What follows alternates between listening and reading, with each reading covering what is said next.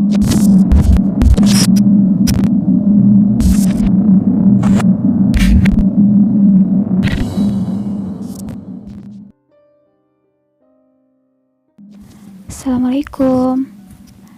Ketemu lagi sama aku Ana.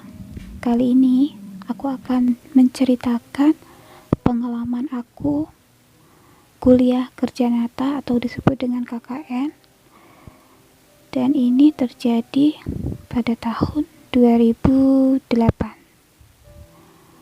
Nah, pada waktu itu kita lagi sibuk-sibuknya nih nyiapin untuk persiapan KKN ya. Nah, kebetulan KKN ku ini kalau dari rumah itu lumayan jauh, agak di pelosok desa kayak gitu. Jadi kalau dari rumah itu perjalanan kurang lebih 1,5 jam lah. Tapi yang ngebuat kita tuh agak lebih banyak persiapan itu untuk rute perjalanannya yang lumayan jalannya itu belum aspal gitu. Aspalnya tuh udah aspal yang hancur kayak gitu deh, jadi banyak batu-batu kerikil, terus kita harus ngelewatin hutan kayak gitu, bukan hutan besar tapi hutan kecil gitu, terus harus ngelewatin antara desa satu dengan desa yang lain itu jaraknya lumayan jauh ya. Jadi kalau nggak berangkatnya siang, kalau malam keripik banget. Jadi kalau seandainya lewat malam, aku yakin banyak deh orang nggak berani. Nah, pada waktu itu kita tuh terbagi menjadi 12 kelompok.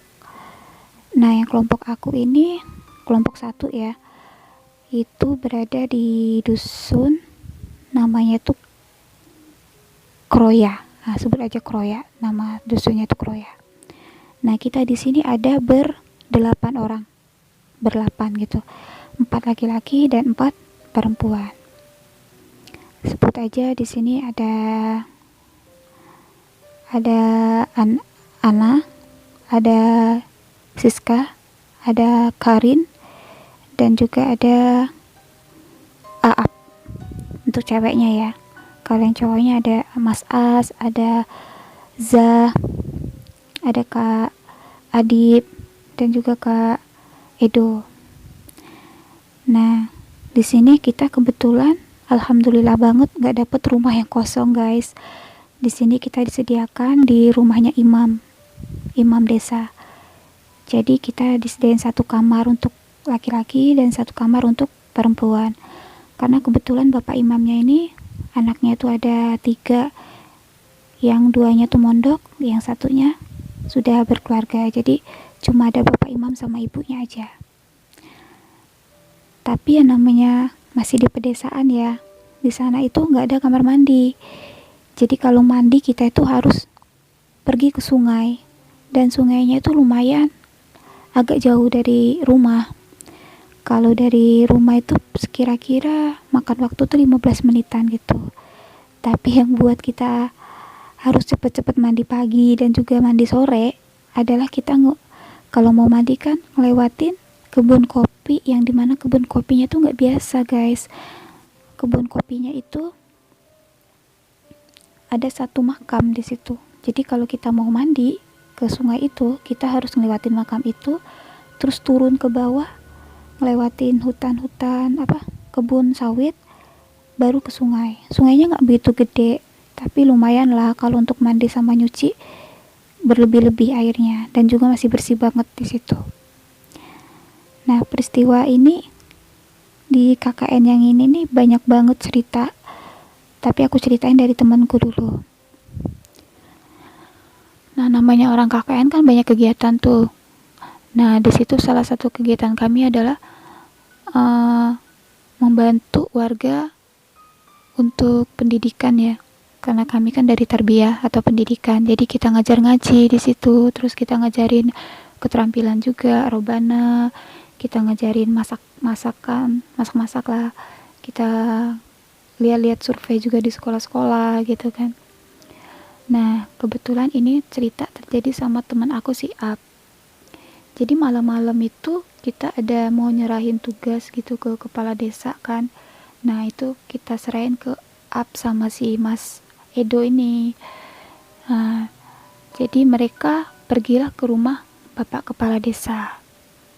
Nah, sembari menunggu Bapak Kepala Desa itu, nggak jauh dari rumah Bapak Kepala Desa tuh ada kayak tempat yang banyak pohon-pohon kecil kayak gitu. Nah, kan boring tuh si Aap tuh. Zaman itu belum ada namanya HP Android kayak kita tuh belum ada. Jadi HP tuh masih hitam putih kayak gitu, masih ya cuma bisa SMS SMS-an sama moto-moto kecil aja deh, nggak sampai pakai WhatsApp atau BBM tuh masih jarang banget kan. BBM waktu itu udah canggih banget orang. Nah, jadi sembari menunggu Bapak Kepala Desa, dia nih ngeliat-ngeliat sekeliling gitu.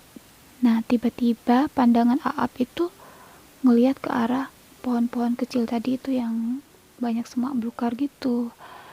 Perasaan dia itu, dia melihat ada jalan setapak yang di ujungnya tuh ada rumah.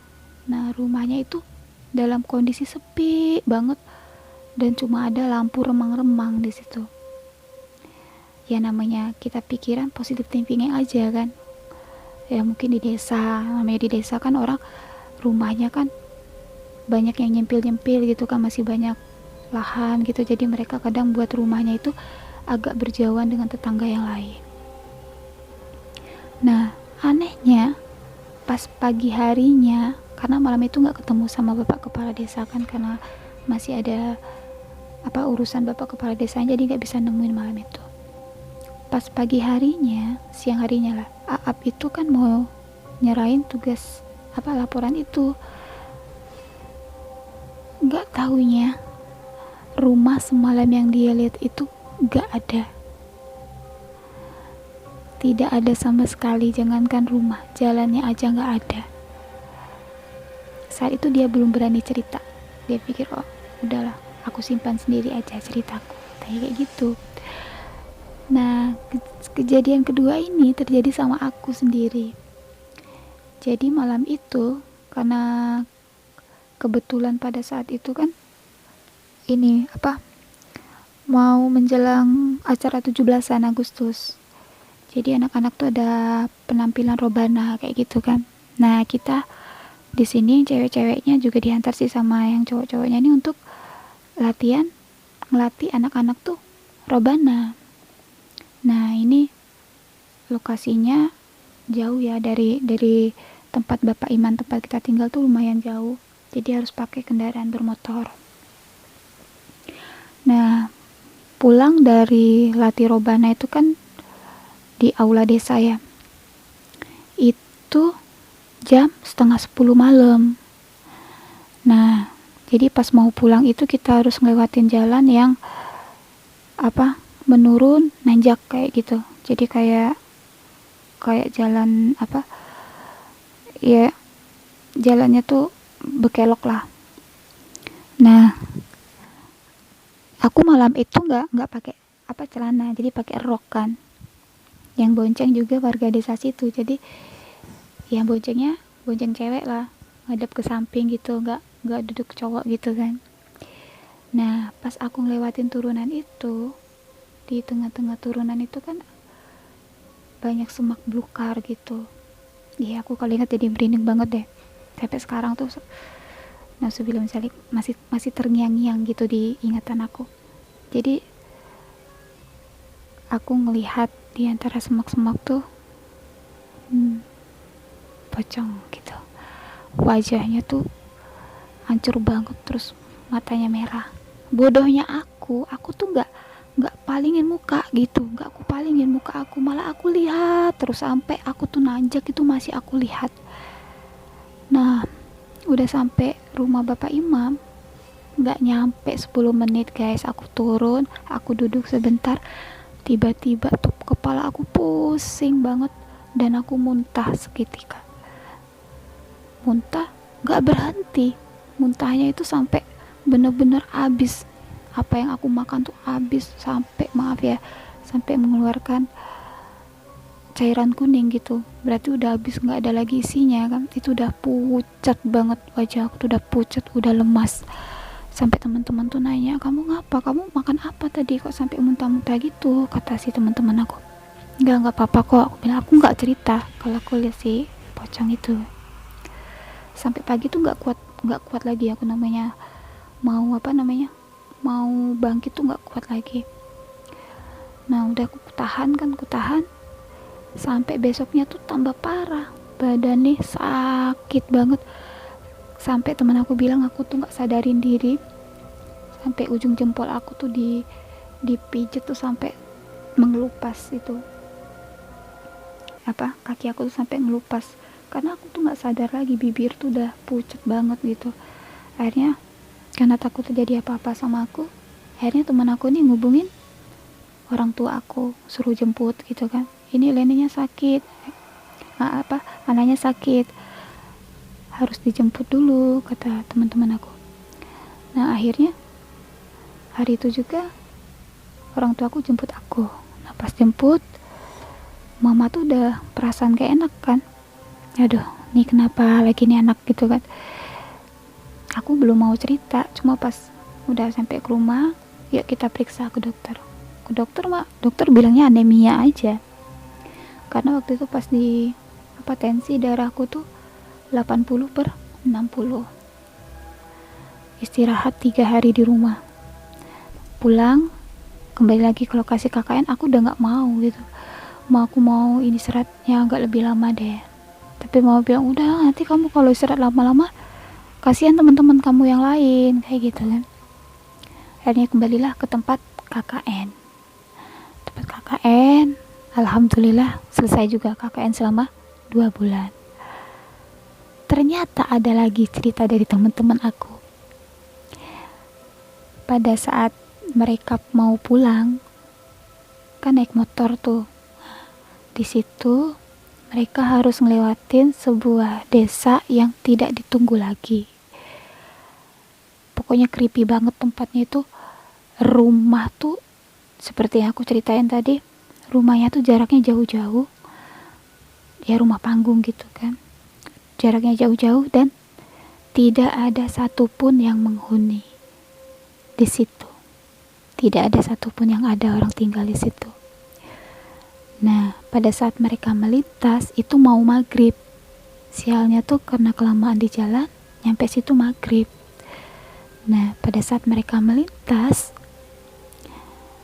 yang dibonceng ini, si teman aku yang cowok ini dibonceng ini, ngelihat di rumah itu ada cewek, bajunya putih, rambutnya panjang.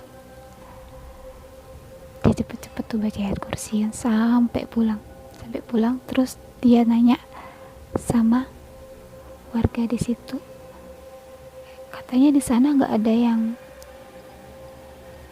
menghuni lagi, kok ada cewek, katanya kayak gitu, cewek baju putih rambutnya panjang. Nah seketika warga situ bilang memang terkadang sekali-kali di situ, apalagi kalau udah maghrib ya, ada penampakan Mbak Kunti. Jadi semenjak itu mereka nggak berani lagi. Kalau sudah jam 5 mereka nggak mau lagi pulang. Mending nggak usah pulang daripada ngeliat yang aneh-aneh atau diikutin. Itu kalau kata warga sekitar, kalau yang bawa motor itu nggak ada penumpangnya di belakang, Mbak Kuntinya ikut numpang sama yang bawa motor itu. Creepy banget gak sih guys? Kamu bawa motor sendirian, nggak taunya kamu bonceng sesuatu di belakang jok motor kamu. Nah, bagi kalian yang punya pengalaman KKN yang sama kayak yang kami alamin, boleh sharing atau komen di bawah ya. Nanti kita akan angkat cerita kamu dan kita akan berbagi dengan cerita-cerita yang lainnya. Oke, sampai di sini dulu ceritanya. Salam cerita misteri.